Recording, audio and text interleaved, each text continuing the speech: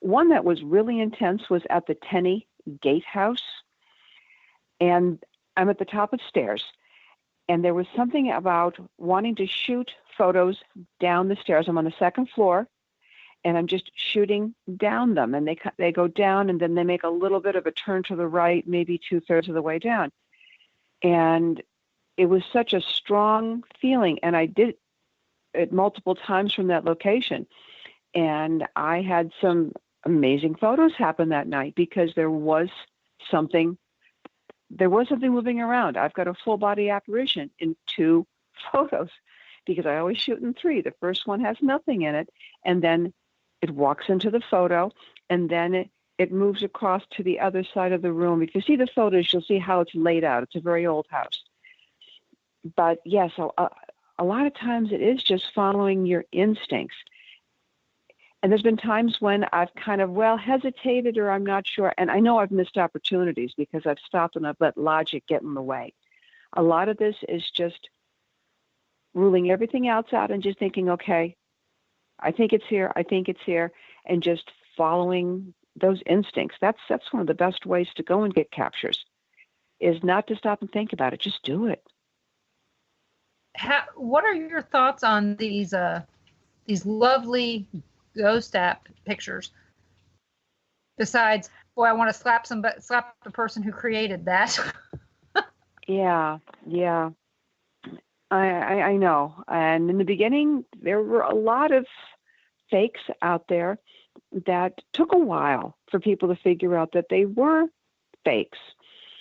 When they were first coming out, I even got one just so I could go and look at them and get familiar with what some of these fakes are, and played with it and was amazed at how easy it was to go and put them in.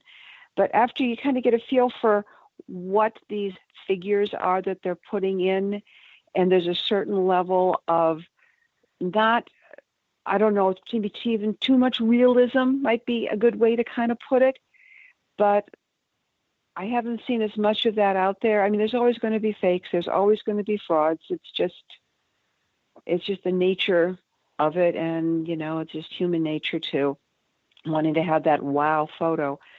But yeah, when those first came out, I think they hurt quite a bit because it took our credibility down. It's like, oh yeah, that's fake. That's Photoshop. That's this and that.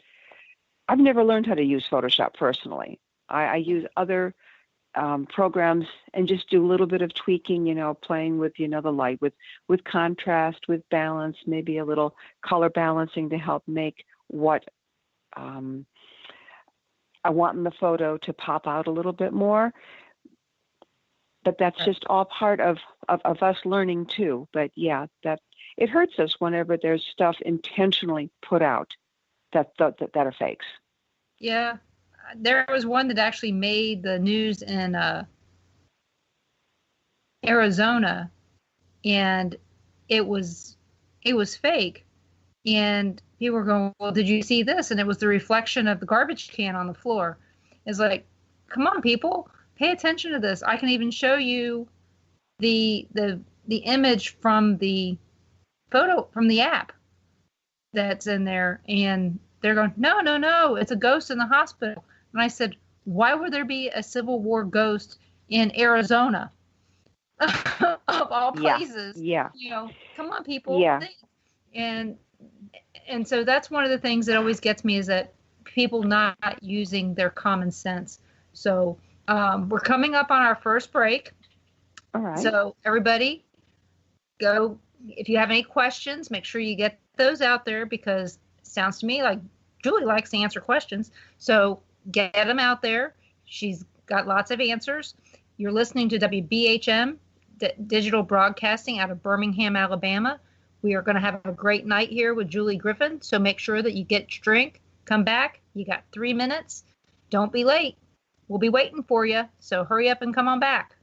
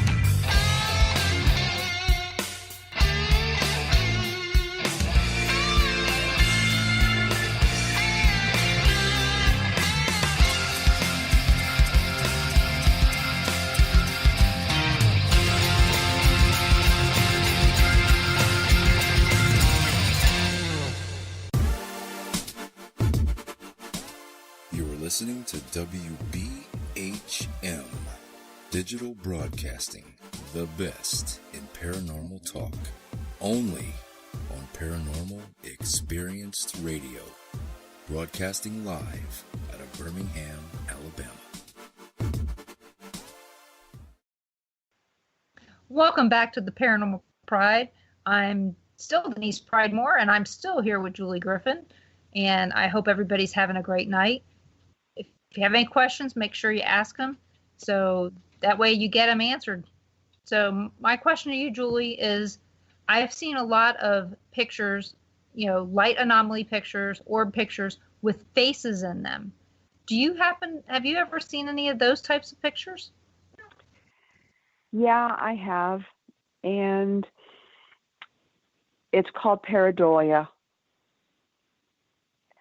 We naturally want to go and make sense of things when we see them. Think of looking up at a full moon. We see a face. We see the man on the moon. But we know it's simply a pattern of craters. This is what happens. It's what our brains automatically do. And when you see faces I'm not a fan of orbs. And when you see these kind of features, it's what our eyes are seeing. And this happens in a lot of photos that they claim are, ghostly or anomalies and such. But most of the time, again, nothing's 100%, but I have seen these. I have seen a couple that were like, wow. But they're the rare exception. Most of the time, what you're saying, it's just pareidolia, like looking at the face, with the man in the moon. That's what my experience has been. Yeah, I'm one of those people. I don't see faces in things. So if I do see a face, it's unusual. So, okay. In fact, my husband will tell that people will show me a picture and say, "Don't you see this here?" And I say, "No, I don't see a damn thing."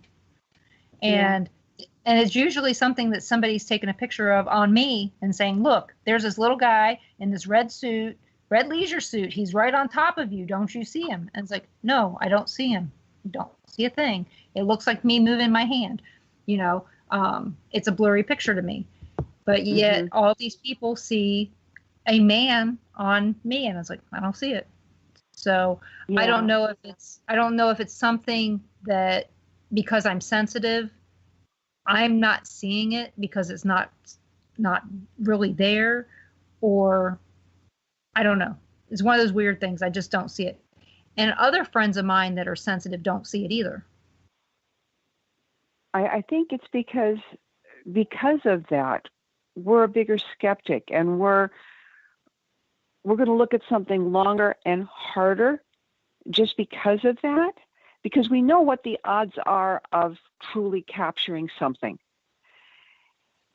Yeah. And that's why we just don't see it as quickly. I mean, I have seen what people are talking about, but I've also known that it's not a real face.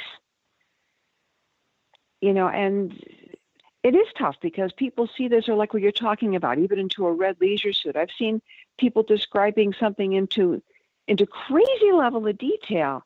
Mm-hmm. And that I don't understand, because how can you go and even see to that kind of detail? You get a shape, something vague, and all of a sudden you've got a horse with a soldier, with a general, with a sword raised, and it's like, really? There's some mist there, but beyond that, but people want to see things. People want that experience. They want that, wow, look at this. Where you've had that opportunity to go and see something that is totally unexplainable. And I've seen it where people have gone into crazy detail when it's just not there. And I don't understand why they see that, but they do. Well, to go along with this, we have another question in chat from Gary. He's with Caldwell County Paranormal, along with Carl, who asked the other question. He asked, have you captured a picture with streaks or waves of light? I have. I've only had it happen once. And again, go to the website. You want to go to the oldest wooden jail in America. This was taken in Barnstable, Massachusetts. And I have a photo and there where I have these streaks. I mean, solid streaks of light have come through. Some are white, some are a light purple. And I've only caught something like that once. So it can happen. And it's nothing that's within the room, because there's just a ceiling light. You can see the shadows coming down on the rafters, and these are coming in from the right side of the photo toward the left. And there's a lot of them. And it's an amazing, amazing building that I've gone up to an overnight investigation on. And one of the two places also that I've had something physical happen at. I've only experienced that twice in my years out in the field where something has moved physically. But it is possible. And again, you just have to go and look at what are all the possibilities, what could have caused it. This is also where you need to learn a lot about lens flares, because that's something that I went through quite an education in the beginning to understand lights and spots. But you can get streaks of light. It is possible, yes. A lot of it's just taking the time to really scrutinize your photo and rule out any other possibilities. How do you rule out lens flares? A lot of it is learning what they look like. In the beginning, I had photos where I thought I had a capture, and you find out that you don't. Part of it by taking multiple shots, you can go and see, you can see patterns. It's a little bit hard to completely for me to completely explain, because this is something that I was learning by doing. I had shots where I would say in daytime, I would have like just a blue spot in broad daylight or a purple spot. And I learned in time that these were lens flares. Also, if you're shooting indoors, take a look at what you have around for lighting, for lamps. You can get some really wild looking lens flares. And also when you do that, take a look at the entire picture. See if there's any kind of a trail of lights that are very small, because that's another thing that can kind of trigger you in that where you've got a lens flare or some kind of a prism-like